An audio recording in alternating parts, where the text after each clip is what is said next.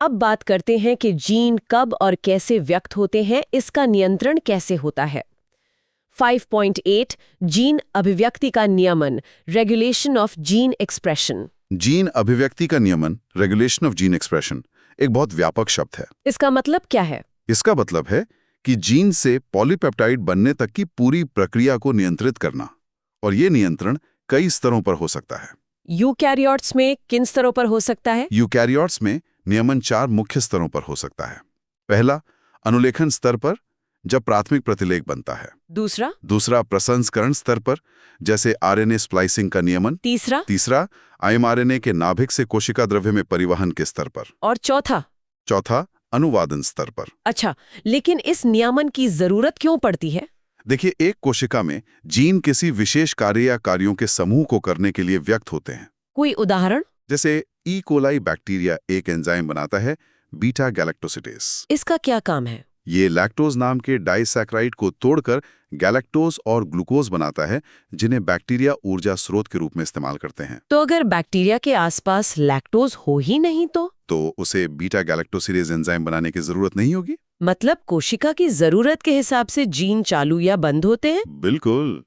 तो ये चयापचय, शारीरिक या पर्यावरणीय स्थितियां हैं जो जीन की अभिव्यक्ति को नियंत्रित करती हैं। भ्रूण का विकास भी इसी का उदाहरण है। हाँ, भ्रूण का वयस्क जीव में विकास और विभेदन भी जीन के कई सेटों की अभिव्यक्ति के समन्वित नियमन का ही परिणाम है। प्रोकैरियोट्स में नियमन मुख्य रूप से किस स्तर पर होता है?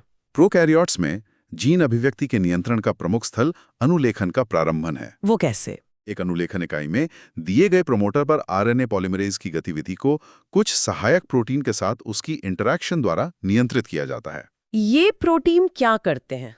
ये प्रोटीन आरएनए पॉलीमरेज की प्रमोटर को पहचानने की क्षमता को प्रभावित करते हैं। ये नियामक प्रोटीन सकारात्मक यानी एक्टिवेटर्स या नकारात्मक यानी दमनकर्ता रिप्रेसर्स दोनों तरह से काम कर सकते हैं। ऑपरेटर क्या होता है? कई मामलों में प्रोकैरियोटिक डीएनए के प्रमोटर क्षेत्रों तक आरएनए पॉलीमरेज की पहुंच को ऑपरेटर्स नामक अनुक्रमों के साथ प्रोटीन की इंटरैक्शन द्वारा नियंत्रित किया जाता है। ऑपरेटर कहाँ होता है?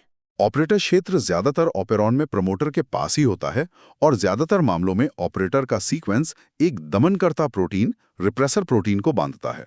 क्या हर ऑपरेटर एक जैसा होता है? नहीं, हर ऑपेरॉन का अपना विशिष्ट ऑपरेटर और विशिष्ट दमनकर्ता होता है।